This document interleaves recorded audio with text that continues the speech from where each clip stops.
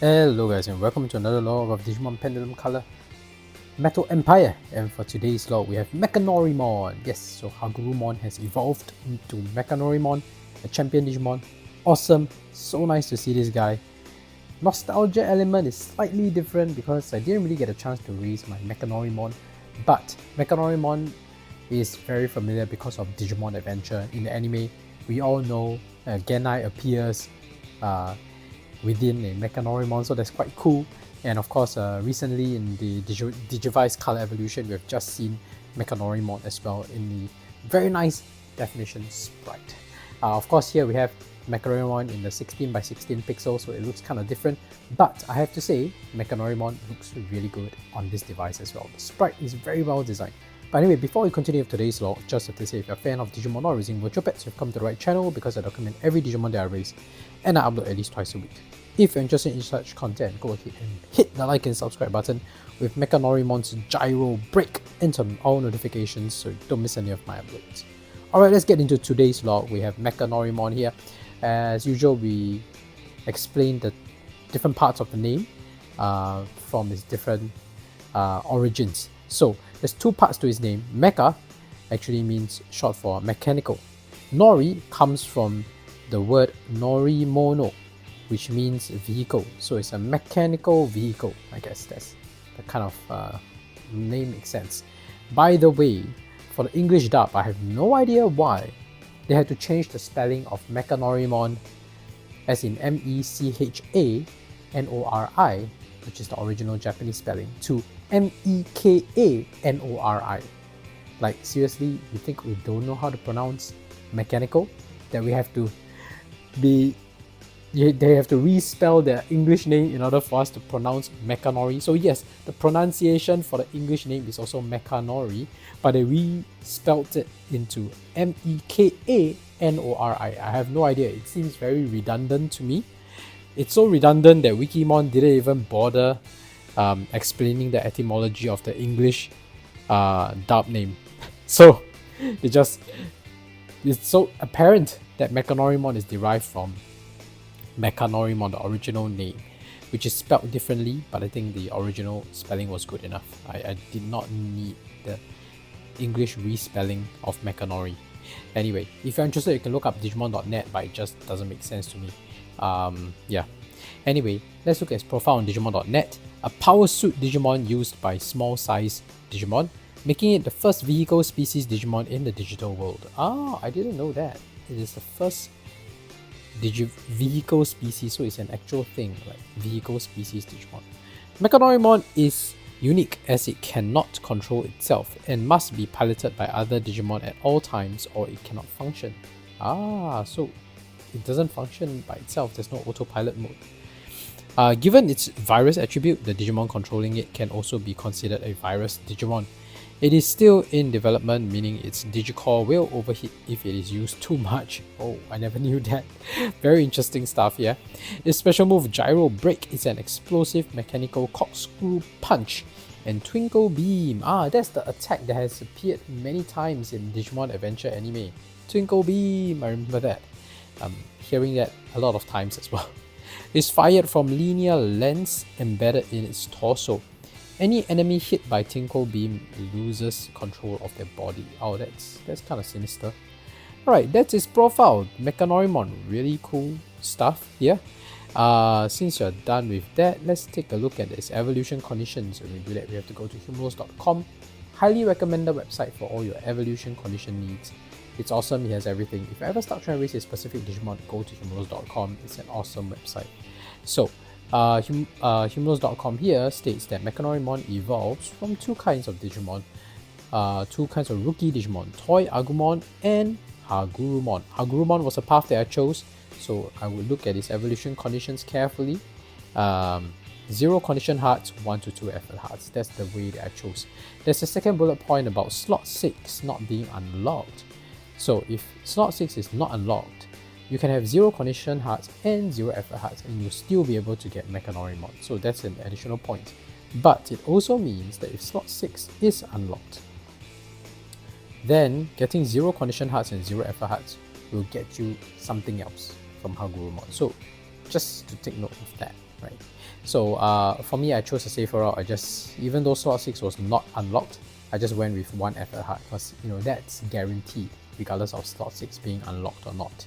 So it gives me Mekanorimon. So that's how I get Mekanorimon. Pretty straightforward. You can go through the Toy Agumon route. Just make sure you follow the same evolution conditions listed on the site. And yeah, since you're done with evolution conditions, let's take a closer look at its sprite, shall we? Alright, let's look at Mekanorimon's sprite here. I think Mekanorimon's sprite looks amazing. Looks really, really good. So I've never seen Mekanorimon's black and white original sprite before. But looking at it, even back in the black and white sprite days, it looks good. It really represents the artwork, and now in color, I think it does it even better. Yeah, so I'm really surprised at how good it looks, because rarely by the 16 by 16 pixel is able to represent artwork, but in this case, this is one of those successful cases. Yeah, it's really well done. So and it's really cute too. It looks like it has very exaggerated expressions. Let's see its feeding animation. Oh, it wants to eat a meat. Yeah, it's hungry.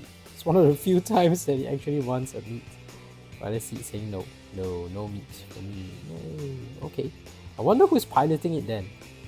If it only moves, according to the law, it only moves when it's being piloted. Yeah, I wonder who's actually piloting it now. Let's see its training animation. Alright. Whoa, this is gyro break, huh? Is it? Or is it Twinkle Beam? Maybe Twinkle Beam, because it looks more like a projectile. Alright, it's happy animation. It looks really happy. Let's see its angry animation. Device sounds a little squeaky, huh? Not sure why. Alright. Angry animation. Okay, angry and happy animation, although they are both very exaggerated, I can barely tell the difference. Yeah? I can't tell the difference. Let's just watch it again. It doesn't look like there's any difference. Let's see. This is happy. Okay, it's open slightly wider. Wide but not tall. Let's see. Angry animation. Okay, yeah, it lifts its arms above the mouth, and the mouth appears to open taller, although just as wide as happy. But yeah, can't really tell between happy and angry. Right? It looks almost the same to me. I mean, there's differences, of course, but I can't tell which is happy and angry intuitively. That's what I meant. Anyway, let's do some battles since he needs to evolve. But this is one of the things that irates me. The first quest, the first battle is always the easiest. But in this case, the first battle is Toy Agumon, which is vaccine type. So that means any Digimon that is virus type is put at a disadvantage because of attribute. So hopefully we beat the odds, and that's good. But sometimes we don't, and that's the part that affects me a little. Alright, next case is Kokuamon, data type. That's easy. So virus against data shouldn't be a problem. So hopefully the win rate balances out. But sometimes, yeah, you do expect your virus champion to lose to your vaccine rookie time to time. Now, as I was speaking, somehow Kokuamon managed to dodge an attack, so that's kind of scary as well. But its power level should be lower than Toy Agumon apparently, or it should be the same. So we should stand better chance at winning Kokuamon as a virus champion than winning Toy Agumon. Alright, I'm not gonna fight this because although it's virus against virus and champion against rookie, the boss usually does have a slightly higher attack power, so I don't want to risk that. I play on the safe side and try to keep my win rate as high as possible. So that's the battle. I will have to battle more after this video. But let's see the evening sky. Nice. Yeah, I like it when the Digimon's color is very different from the sky color. It makes the sprite pop even more. Let's see sleeping animation. Sleeps at 9, I think. Alright, typical. Oh, but notice the eye is a slightly different color. So, because usually the eyes are closed, but in this case the eyes are within this socket.